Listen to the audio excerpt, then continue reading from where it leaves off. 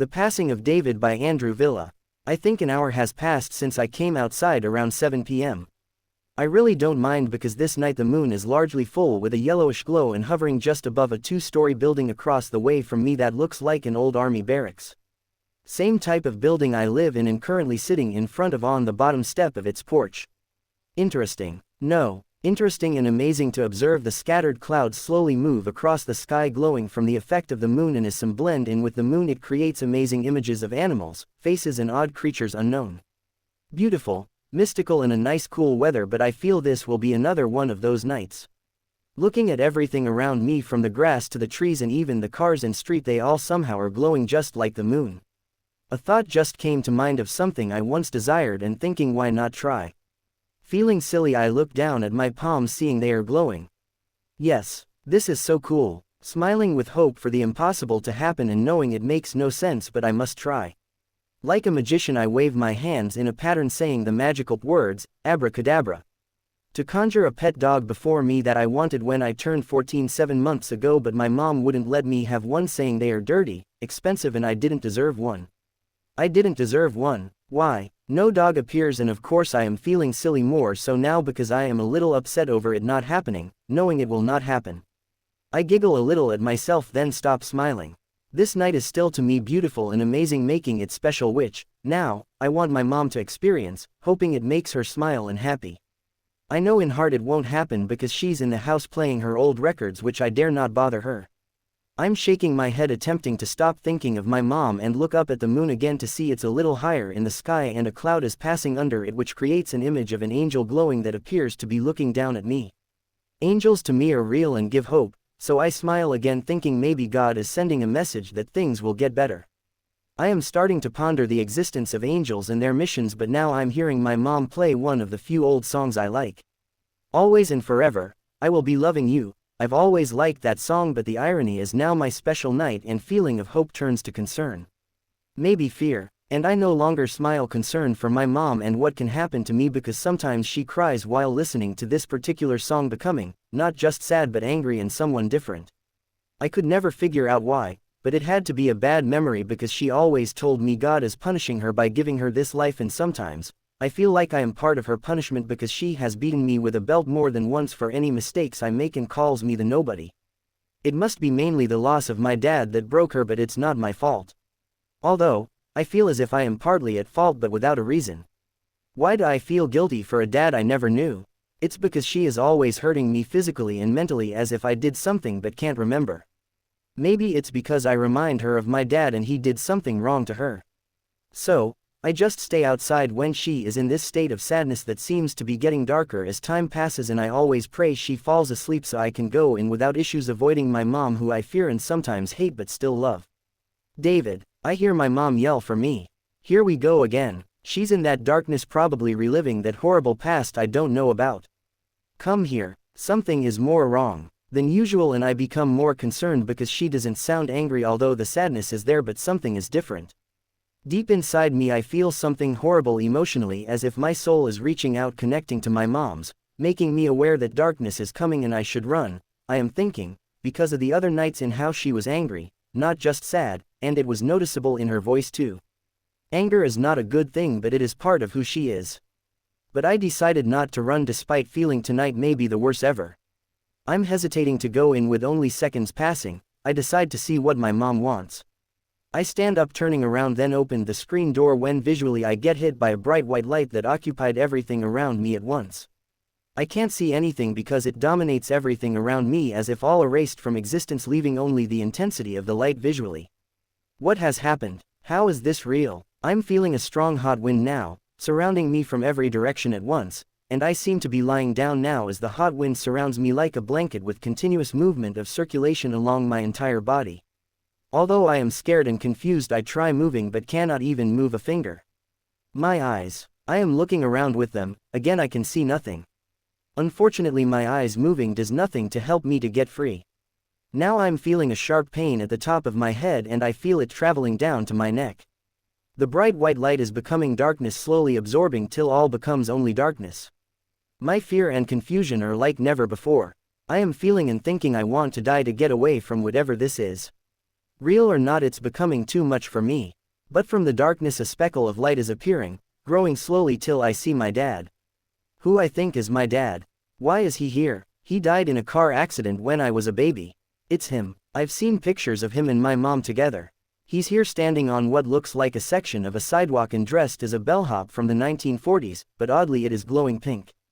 An oval shape surrounds him just enough for me to see him on that sidewalk with the darkness on the outside of it.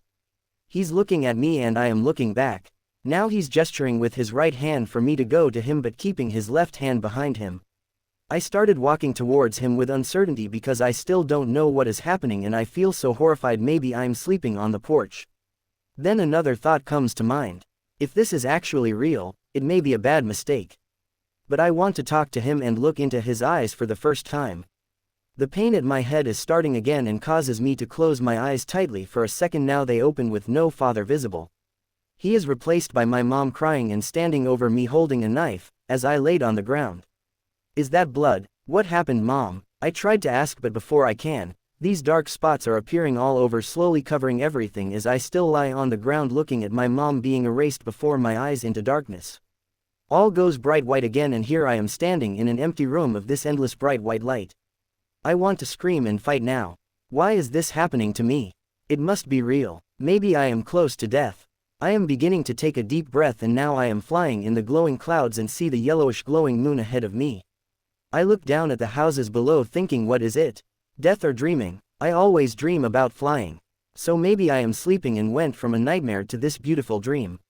My fear is gone but I am still a little confused. How amazing this is and it seems to be real, I'm thinking. Darkness comes. I wake up but not from sleeping, just simply. As if I blinked while flying in the clouds to a large room of people all around me. That's twice now going from one place to another in a flash. Wait, where is this? Some people are sitting but most are standing and I can hear some crying and others talking. More like loud whispering. I am standing and looking around trying to figure it out. I'm feeling warm hands touch my face but no one is near me. I believe it is just something natural occurring such as a rash developing. Something below me caught my attention and I look down seeing myself laying in a coffin which makes me overwhelmed with startling shock of dread and uncertainty. This means death, I am thinking, but I am standing and alive. What is wrong? Enough. Screaming loudly and no one is reacting or looking towards me as if I don't exist here at this moment. They seem to notice me in the coffin but why not me standing? There's my cousin Joe, which is not right. Along with the fear and confusion, am I going mad too? He died 2 years ago. I'm finding myself wanting to surrender to whoever so this can all stop. I am obviously no longer in control. The pain at the top of my head is beginning again. As a reaction to the pain, look down seeing myself in a coffin. Why didn't I realize this before? Now the pain is moving to my neck. Now the bright white light is back. It's slowly vanishing and exposes images of people, furniture and various other things. Now it is completely gone and I am in a different room than before that is bigger and more like a church. As I look around I see my cousin Joe again, only this time with his parents, my mom's brother Junior and his wife Patty, which my uncle met while he was in the army and married her after she gave birth to my cousin Joe. All three started staring at me and smiling. But again, how is Joe here? And why am I seeing myself in a coffin? Is there two of me? Is this really happening? I have to admit that I now believe it is and I may be screwed. Damn it, but why is any of this is happening to me? What did I do to deserve this? It's definitely not a dream. I can't accept that belief anymore. Is God angry with me? Stuck in all this tornado of overwhelming thoughts, I'm hearing a familiar cry that catches my attention, escalating my fear. Not again. This pain keeps coming back, always starting at the top of my head, and why is it spreading to my neck? The pain is stopping. It stopped. It's my mom crying, standing over my coffin looking into my eyes holding a knife in her right hand. No, why am I now lying in this coffin? I said to myself as I'm looking into her watery red eyes and notice they look maddening and not her. Twice now I see my mom with that knife. Why does she have that knife? She suddenly stops crying and smiles with blood coming from between her teeth. I'm trying to tell her to please stop, attempting to move but nothing. No words come out, no movement possible, not even a finger. I know what is about to happen. I am a corpse with no control over myself. There's nothing I can do to help in this crazy world or whatever it is. I'm just a young teenager. Tears are coming from my eyes because all is hopeless for me and my mom is insane. I pray none of this is real. I'm still looking into her eyes when she blows me a kiss, then quickly turns, stabbing my cousin Joe over and over like that angry mad woman I just saw when looking into her eyes. Without a pause she keeps stabbing my cousin Joe. I try again to move and speak without success. The bright white light is coming again, but this time is interrupted by a light of dark blood red, but darkness came back and I still lie in the coffin hearing no sound and nothing visible. I am somewhere. It doesn't feel like before, but I don't know where. Bright white light came again quickly. Now gone. Now I find myself as a small kid, my younger self at about 8 years old, running through tall grass chasing my dog. Is this real? I never had a dog. My mom never allowed me to have a dog. That isn't my dog. I stopped chasing the dog, which caused the dog to stop but still facing away from me. As I am looking at the dog, it is breathing rapidly, but I can hear change in its breathing, becoming slower, heavier, but with each breath it got louder and louder.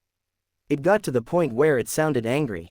I started to think about running away now that I'm outside. The dog begins to turn towards me, and I start to realize it isn't a dog and it got much bigger. This thing wasn't like anything I ever saw or imagined.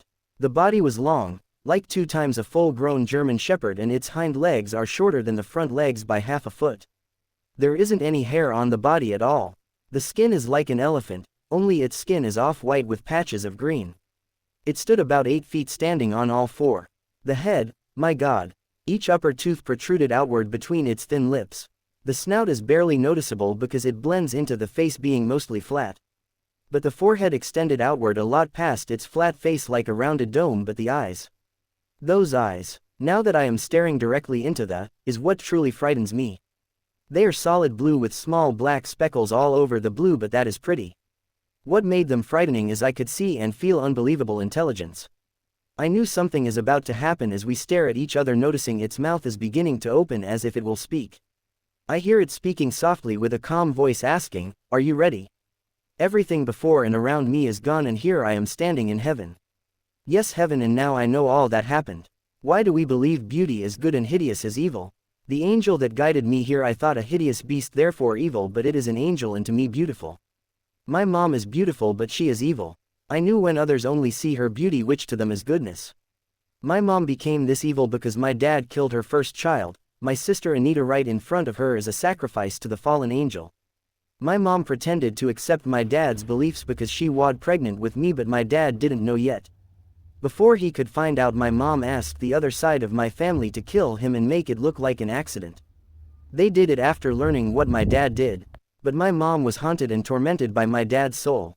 It was the memory of Anita that really drove my mom to evil and to become insane. My mom wanted Anita back and made a deal with the fallen angel.